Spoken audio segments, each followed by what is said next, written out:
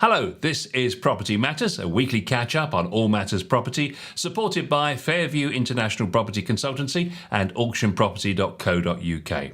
And we're live every Sunday from 10 a.m. on YouTube, LinkedIn and Facebook, as well as our website, propertymatterstv.co.uk.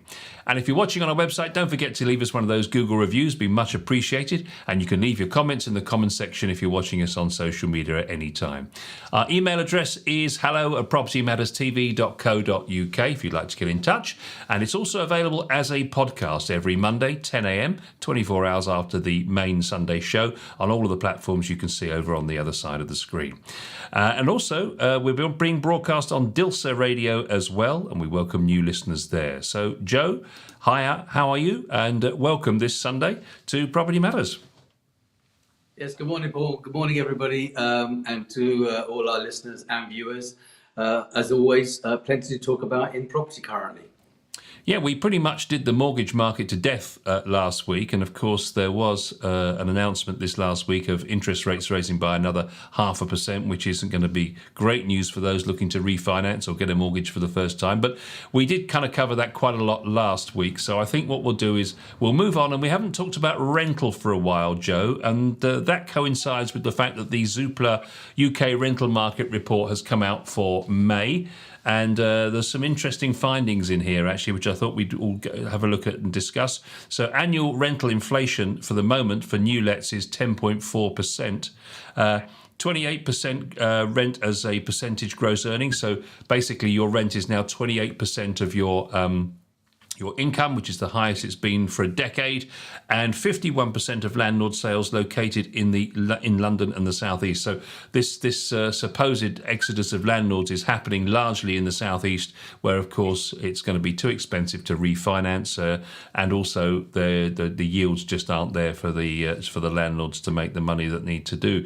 So let's just have a quick look at the executive summary. So rental inflation running at double digits for the 15th consecutive month. No let up in supply-demand imbalance as we enter a busy summer period when demand typically increases by up to 40%. Rents have grown faster than average earnings over the last 21 months. Rental costs as a proportion of earnings reached the highest for a decade. And emerging evidence of growing stress for renters on lower incomes, weakness in the sales market likely to support rental supply in the second half of the year, and higher mortgage rates hit 20 to 30% of landlords with the largest loans. So those are the executive summary report findings, Joe. Nothing really much of a surprise there, but rentals rising by 10.4%. That's just yet another thing. And that's in fact faster than wages, because wages are growing by 7.2%. So it's getting even more unaffordable rent. Yes, I mean, Paul, the rental market is just going a bit gaga at the moment. So rents are going skyrocket high. It's just it's a case of supply and demand, unfortunately.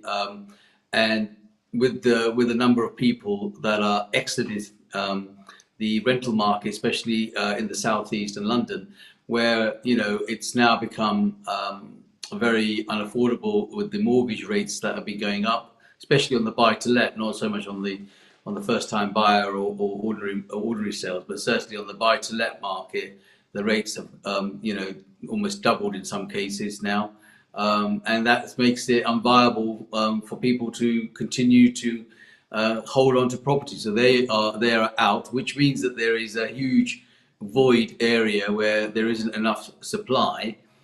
When something does become vacant, people are looking to sort of sell and take out whatever equity they've got. They may redo that, but they may do that in another part of the country where the returns might be a bit better.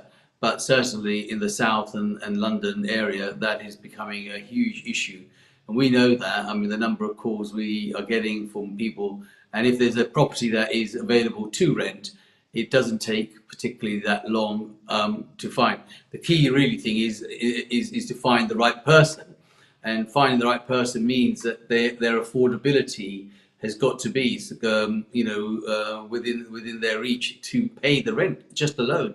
So the rent prices that are going shooting high are, an average 2-bedroom flat, for example, is now £1,500–1,600 a month, which was probably closer to £1,000 And when you then just start to say on top of that, you've got the rates, electric, gas, etc., and shopping and living. I mean, it's really a challenge for people to see if they can actually meet the criteria to be in the affordability factor just to get the rental property. So, I mean, last week we touched on the subject that in some places like Southall or other areas that are inner London or West London area, I mean, people are paying just for the room, close to £900 a month. So you can see why now the sharing market has become a big area because people can't afford to have their own place. So they are now looking to share. So if you have a 3-bed, 4-bed house, each one of those are probably be fetching you close to £1,000 a room.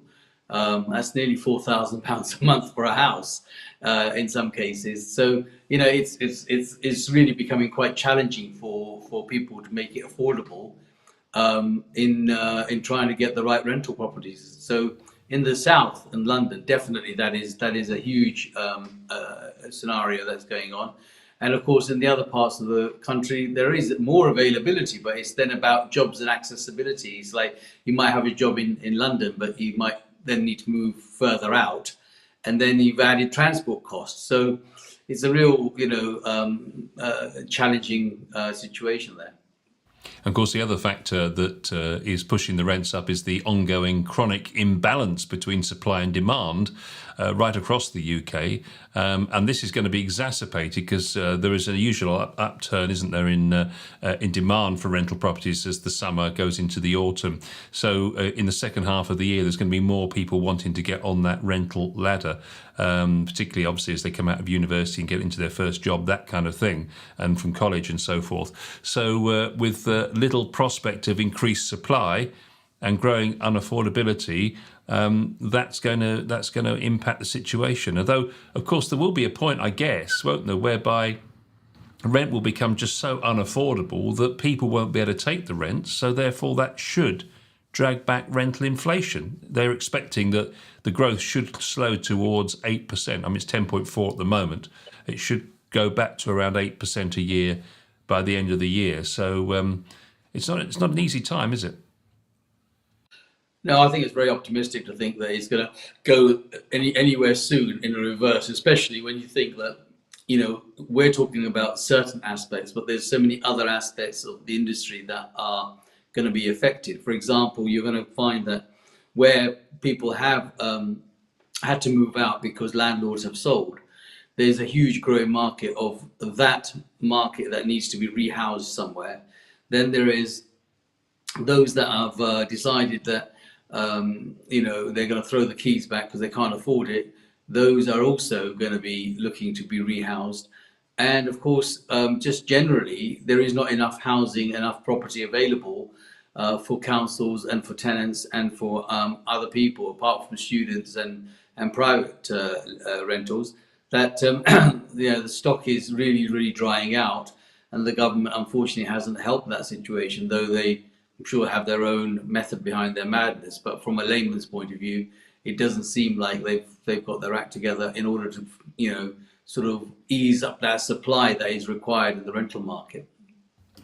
Let's take a look at some more of the figures. Here's the rental growth versus earnings. So you can see, if you're watching us on the live stream, that, and I'll explain it for those watching listening to the podcast, that we have here on the screen April residential lets, new rent lets, April 2021, year-on-year increase. It was actually down in April 21, and then the gross earnings have been mapped across that. So you've got gross earnings up to, in April 21, they were up to nearly 10%, but they're now running at just over 7%.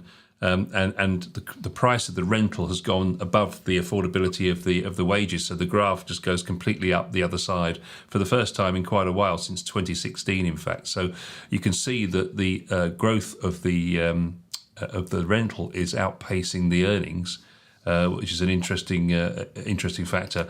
And then if we look at rent as a percentage of gross earnings, you can see that the black represents the 10-year average. So, for example, if we take London, average rent as a percentage of gross earnings in London, it's something like 38, 39%.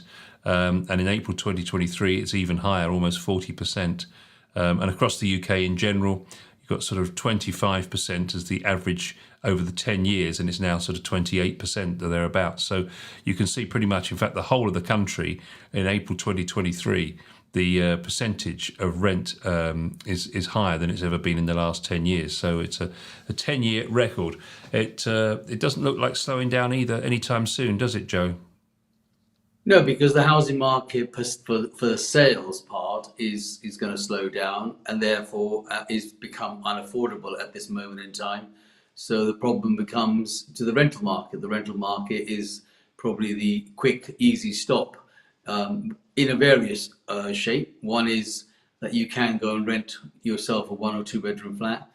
You can go and rent, a shared one, or you can be part of an HMO where they've got shared facilities, or you can move further out where you might get a better value and travel back in. And especially since, of course, the pandemic, there's been a lot of people that have had the choice from working from home.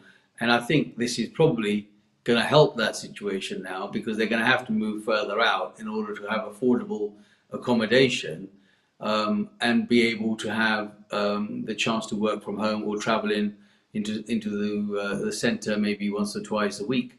And a lot of people have gone back to work travelling in, because working from home and isolation has turned out not to be a healthy process either. So people are finding it difficult to be sitting on their own in front of a screen all the time. They want to be part of other work colleagues, but integrated into society almost. And so people have gone back in. So it's a bit of a complete circle, but we have to appreciate that, the country did come to a stop for a good part of 2 years, on or off at that time. And that, whatever the results of that are, some of those results are here now panning out because of all the changes that we've had to make during that time.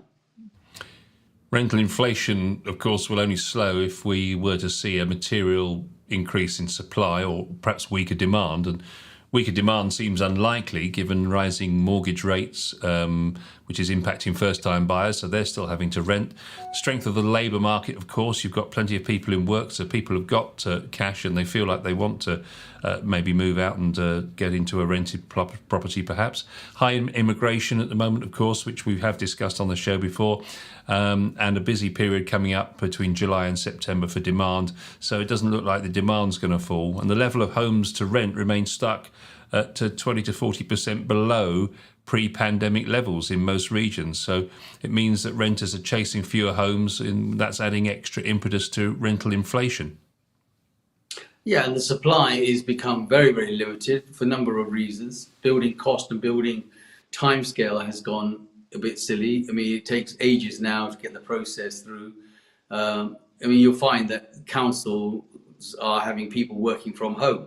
So you haven't even got them turning up into the council offices where you can actually physically go and approach someone and talk about a planning application. It's all done online. So that takes its toll and takes time. Then you've got the building part of it. The builders are not able to get the building materials that they want in order to get the buildings done as quickly as possible. So, and of course, affordability, the cost of borrowing has gone through the roof in the sense that, from where they were to where they are. So the cost of materials, the cost of borrowing and so forth has slowed the supply aspect of new homes. So it's a case of working with what you've got. And even with what you've got, some of those people are now wanting to get out primarily because the yields are not there as a return. So it is, I don't see that the demand is going to let up anywhere or anytime soon at all. My concerns would be that the supply is becoming more and more limited, and then expect rent prices to be going up and up and up at this moment in time. There is one positive you can glean from this, actually, if you think about supply. I mean, a sharp slowdown in the sales market could boost supply because fewer landlord sales and more owners pushed into renting because they can't sell their property. So, landlords might feel that they want to sell, but no one's going to want to buy because they can't afford to buy it in the first place. So therefore, renting it out and continuing to offer a property for rent might be an opportunity. And also, higher borrowing costs are hitting the business plans of new investors as well. That's slowing down the pace of new investment in property. And the impact of higher mortgage rates on the sales market always takes a few months to feed through, as we know. And that would require mortgage rates to remain be a lot lower than they are currently if they're going to try and manage to invest. So it could well be that in the second half of the year that there are more properties available simply because people can't sell. And that is true, very true indeed. There are more properties available when they can't sell, and also there are more properties available when they do become vacant and they don't get the best price. So people can actually readjust their rental value. The problem is where people are already renting and the owners are paying a higher rate on their borrowing now. And the tenants that are in the property are not able to afford to pay any more. That's the ones that want to get out. The ones that are vacant and haven't sold are likely to go back to the rental market and then put a higher rent on there. So to give you an example, let's say somebody was getting £800 a month for a one-bedroom flat. They were now probably going to get £1,200 if they were restarting. So whilst the borrowing value's gone up, then they would have had an income that would have gone up as well. So that is possible. But I've had conversations during the week with people that want to sell and move on, and found that they're not getting the prices that they wanted to sell, or they're not getting a sale that is actually going to go through with the borrowings of the next buyer. My advice to them has been, batten down for a couple of years if you can, and just rent it out, and then rethink again as to whether you want to sell it, because you don't particularly want to lose money on it. And if you market something, it's something that we, whether we're auctioneers or agents, we're not really going to sell, and it's just time and money that is going to go into something that is not going to be fruitful for anybody. Interesting that Zoopla aren't seeing the exodus of landlords that has been much reported and widely reported. They say we do not expect to see a worsening in supply, and talk of an exodus of landlords is being somewhat overdone. Their sales data continues to show a steady, constant flow of private landlords selling up. That's been the case, they say, since 2018, but it's not accelerating. At the same time, there remains continued new investment in rented homes, mainly from corporate and institutional landlords. The net result is no change in the number of private rented homes since 2016. 1 in 10 on Zoopla formerly rented out. That's 11% of homes for sale on Zoopla are former lettings. This percentage has been broadly consistent for the last 3 years as a proportion of private landlords rationalise their portfolios or exit the market in the face of tax changes or higher borrowing costs. So it's not a mass exodus, but there is definitely churn, Joe. Oh yes, there's definitely no mass exodus. As I said, it's just about revigorating your stock. So if you have had a property that has been rented out for some time, and it's been on a buy-to-let on a higher percentage, then that amount is going to be much higher than perhaps somebody who had bought a property, I don't know, say 15, 20 years ago and didn't refinance it, probably got no borrowing on it, hardly any borrowing on it, and it's just a pension pot, and that is probably bringing a good. But the ones that have borrowed high are the ones that can't afford to continue. So they are the ones that are what we call about mass exodus. But it's not such a mass exodus because not everyone is in that position. Now, some of those have managed to get their tenants out and then thought, well, we can't sell, and we don't want to undersell, but they've then re-let, but at a much higher rental, which is then given them enough money for their borrowing to wash its own face. Even if it was washing its own face to some extent, rental income against, the borrowing that's costing, people are going to stay because they'll wait for the capital growth on the property as opposed to the rental yield return that would be normally on a month-to-month basis. So it's not as doomy and gloomy as the media would like to point out, But yes, there is a change of guard, if you want to say, that people are changing their strategy as to the right thing for them personally to do. Looking at the proportion of landlords with high loan-to-value mortgages or no borrowings at all, it's pretty evenly split, interestingly. You have a graph on the screen, but I'll explain it. So basically, obviously, the higher borrowing is hitting landlords very hard because they're having to refinance or their interest rate is going up if they're on a variable. So using government data, Zoopla say that just under 2/5 of landlords have no mortgage. That's 38%. And then you've got 32% who have a lower than 50% loan to value, and then you've got 30%. These are the ones that are at risk potentially. These are the ones who've got a higher loan to value rate, which is over 50%. So it's pretty evenly split. And of course, a lot of these are in the southeast, Joe, where they've had to get a mortgage because the property price in the first place is so high. 51% of landlords in London and the southeast are in that bracket. As I said earlier, it's only the ones that have had higher borrowing against the period of over, say, the last 5 years, where they have had a tenant paying and they've had a yield out of it. But now the tenant is still paying the same amount, but the borrowing has become so expensive that they're the ones that have had to sort of either sell up or give notice to the tenant or negotiate with a tenant and say, look, I just can't afford to have you living here anymore, so I have to ask you to leave because I want to sell the property. But then the tenant might say, well, actually, you know what, I understand your dilemma. We can afford to pay a little bit more. It's going to be tough, but we want to stay. So as long as they can adjust that situation, then some people are not having to sell. But in some cases where they've had tenants that are just not in a position, especially if they've been on some sort of benefit and they can't raise any more money to pay, then they have no choice but to leave. But that's where the second problem comes. When they leave and they've been getting some income support or benefits from the council, then the council have to find them another place. And what the council don't realise is the next place is they're going to have to pay more anyway. So sometimes it's actually worth talking to the landlord and saying, look, we'd rather this person stay here, but we're going to have to up our game and pay you more money. But council's attitudes are, well, stay in there as long as you can until you get some sort of eviction.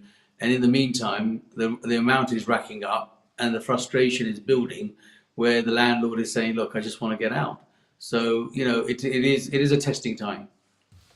They also report, and you can see on the screen if you're watching, recent ONS opinions and lifestyle data, which shows insight into the pressures of private and social renters on their ability to pay higher rents. The chart compares the answers to 3 questions on rent rises and the ability to meet rental payments, and how this has changed from November of last year to May this year. So last November, over a third of renters have experienced a rent increase in the previous 6 months. This has now grown to more than half as rents increase more quickly across the market. So it was 35% of people had a recent rent increase in November. Now it's 53%. Rising rents and living costs mean more renters are finding it very difficult to pay the rent, up from 10%, almost 15% now. So these are the people that are saying it's much more difficult now to afford to pay my rent. So basically, are you falling behind your rent? Yes, 4% last November, now 8%. And no, 96% then, and 92% now. So it's still, and it seems to be right at the very bottom end of the income capacity that this is being felt, I suppose, which is kind of obvious. But generally speaking, many people saying that actually they are actually being able to afford their rent, just about, presumably making sacrifices elsewhere as well, I would imagine. Yeah, I mean, sacrifices where, to be honest with you. I mean, the cost of living is rocketed. Food prices are silly, and so forth. Yeah, it's a really tricky time, a balancing time for all. But we not so much we've been here before, but we've been in these dilemmas before, and I'm sure we'll all work to get out of these as time goes on. But certainly. In the property market, the rental market is far buoyant, far busier than currently that the sales market is. So concluding this, they say that there's a low likelihood of any major boost in supply. It is affordability and demand side factors that will have the greatest impact on rent inflation. They expect rental inflation to slow towards 8% this year, higher than they expected. We anticipate, they say, affordability pressures to start to impact rental inflation in the highest value markets in the next 6 to 12 months. In some more affordable areas, they say, there still could be some headroom for further increases in rent. So I guess if you're renting in certain parts of the north where rental prices and property prices are a little bit lower, perhaps there's even a bit of capacity to still make a few bob. Oh, definitely. And like I said, it's about the transportation really next. How quickly you can get from A to B, and what's going to make the difference in terms of how that's going to affect the payment each month. But there is opportunities in the north definitely now for people to perhaps relocate. But all I will say is that they've got to factor in, the other costs, and that's the actual travel costs and time. And of course, time has a price too. So, in terms of time, how long will it take to get from A to B or back to their offices or wherever they're going to work, and whether that is a viable proposition. So that's why sometimes they end up paying more rent just because it's closer. I mean, if you did a survey, a lot of people prefer to be closer to their work if they can than to travel for an hour and a half, 2 hours every day, just because the rental market might be better somewhere in the north, but their job is to come to the south all the time. So there's a lot of things that they've got to consider in trying to achieve that goal. Wanted to move on to something that we haven't really talked about for quite a while, and that's the life of the estate agent. There's a report this week that says estate agents lose over £4,000 for every property sale that falls through. So it's an interesting piece of research that's been done based on the average house price of $284,100, combined with a typical agent fee of 1.42%. Moverly estimates that the average estate agent earned £4,034 per transaction last year. Given that an estimated 31% of transactions are thought to fall through before finally making it to the finish line last year, they say this equates to 315,652 sales that have fallen through during 2022. Consequently, fall-throughs are estimated to have cost the UK estate agents collectively in the region of 1.27 billion in the year. And it's not just the agent that misses out on earnings from the transaction, of course. Conveyancers typically make £2,239 per transaction when representing the buyer, or £1,069 for the seller. As a result, it's estimated that conveyancers working on behalf of the nation's home buyers could have lost out to the tune of £706.7 million due to the fall-throughs in 2022, while those acting for the sellers are thought to have lost £533 million. It's interesting because we have talked about the antiquated and slow-moving conveyancing process many times, but we've never thought to consider what this report shows, and that is the financial implications of that. Well, yes, I mean, I could have covered that financial implication a million times over when I think back the number of sales that have fallen through due to either poor conveyancing operatives or just poor collating of the deal. Sometimes there are several things in this particular point that we need to sort of probably cover. First of all, most people's perception is that agents don't tend to do a great deal for their money. And that's the number one thing. But if you took on board a perfect example that has, unraveled in front of our eyes, a company called Purple Bricks, who came into the business and raised a lot of money through the stock market. Lots of people did very well out of it, but ultimately it was sold for £1 to another rival, which probably won't hang around for too long either, because the perception of these people is that, we can do this for free, for nothing. Well, there's no such thing as a free lunch, and there's no such thing as a free situation for agents. And here is an example or a report that's been done shows you that on average, £4,000 is what it costs. Now, when you think about all the marketing material, all the time, office staff, advertising, marketing, portals, etc., those are costs that are just not seen by the customer. They don't see it. They just think, well, that's something that you've got to do. But every time a sale either is too highly priced, is on the market, or people put it on the market to test the water, and agents are fickle to take it on the market to test the water at their cost, not at the cost of the person that's testing the water. So a seller would come along and say, well, actually, you know what? I think my house is worth £600,000. Take it or leave it. If you don't want to put it on, an agent comes along and says, well, actually, if I don't take it, the next agent's going to take it. So I'll take it on for that money. Probably won't sell it. But what he doesn't realize is that he's now put himself in a position where he's going to spend money, time, energy, advertising, and listen to that person who set the price out and say, well, you said you could sell it, now you can't sell it, so I'm not going to reduce the price.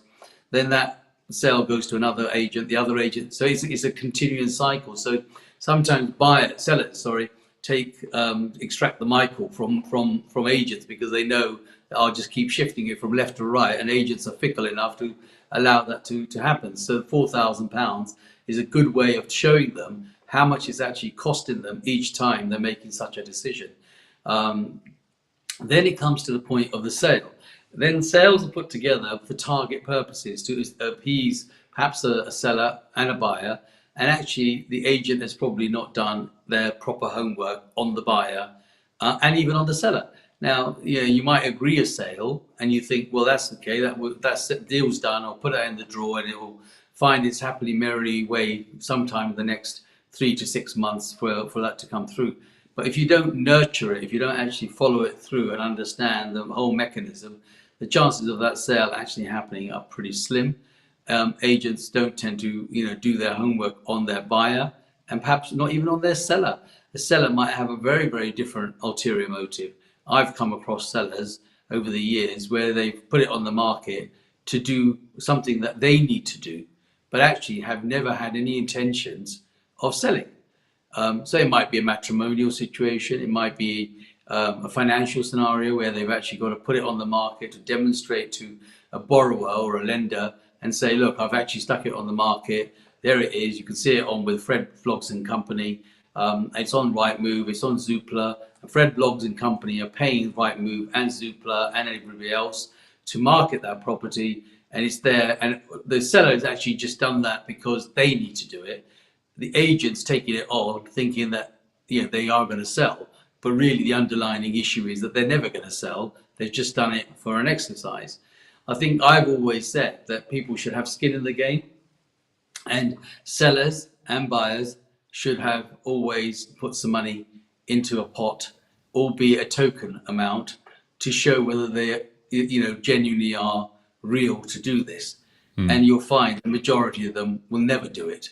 And that's partly because agents do that to themselves. Nobody else does it. Agents do it to themselves. One agent might say, well, that's not how I want to do it. So, for example, I might turn around and say to somebody, well, actually, look, you're doing this exercise. I want to, £500 because it's going to do my costs, and you could do your exercise. I don't mind. But, you're not going to sell it. I'm going to have to spend the money and time on it. So, but if I don't take it, another one down the road will. If everybody decided that they wouldn't do that for those people, sooner or later you will have a game changer. But unfortunately, there's always, throughout all the years that I've been in business, there's always somebody that gets up in the morning and go, actually, I can do this for free. That's what Purple Bricks did, and that's what Strike do, and that's what a lot of other millions of new operatives do. They all get up in the morning and go, we could do that free. We'll bounce those people out. They're making millions. Actually, they take millions from the people in stock markets and so forth, and then end up selling it for £1. So I think that agents are equally at fault. They must always do their homework as much as they can and get as much reality. And if somebody has an exercise to do, then I would say, stand up and be counted and tell them that you're going to charge them. You could always deduct it off the fee at the end. If the transaction goes through, you could say, well, look, we'll take £500 up front, but if the transaction goes through, we will reimburse that £500 in the end. But if it doesn't, that's your loss. So I think, there's a different way of dealing with it. But this is a lovely story and a lovely way to show any agent how much money they are losing out each time, not once in a time. Each time a sale happens, then falls through, then another one happens, then it falls through, and it continues. And you could have 3 or 4 of these. So if you did that 3 or 4 times at £4,000, that's beginning to hurt the pocket a bit. What can agents do to minimise the number of fall-throughs, do you think, Joe? Do their research. They must do their research and ask the right questions from day one. Back in the day when I started this, we used to have a sort of a sales memorandum, and on the reverse of it, we would have a chain. And we would go up and down that chain, check everybody out, make sure that they were all on the same page. They all had the same agenda. They all wanted to do that. Unfortunately, come 20 odd years later, 30 years later, emails started coming into the world, and we stopped talking to people, and we just email people and write notes and just not actually be physical and proactive in asking the question as to what it is. And you'd be surprised how much you can do. And call me old-fashioned if you will, but old-fashioned I am in that sense. And that is that, sometimes it's the basics. It's back to those basics of picking up, communicating, asking the question, talking to people, talking to the brokers, talking to the solicitors that are involved and asking them where they are. Now, I know that solicitors actually don't like the idea of a Friday morning phone call from an agent where they turn around and say, good morning, Paul, how's it going? And, what's the latest? Well, there's nothing worse than an agent picking up the phone to a solicitor on a Friday when he's got 1,000 completions going on and asking him, how's the weather?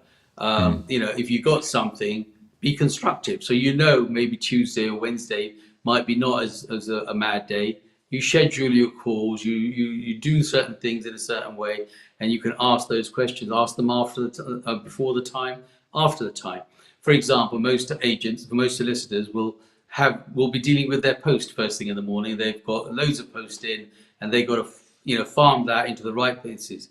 So it might be that you might not actually get any sense out of them till maybe 11, 12 o'clock.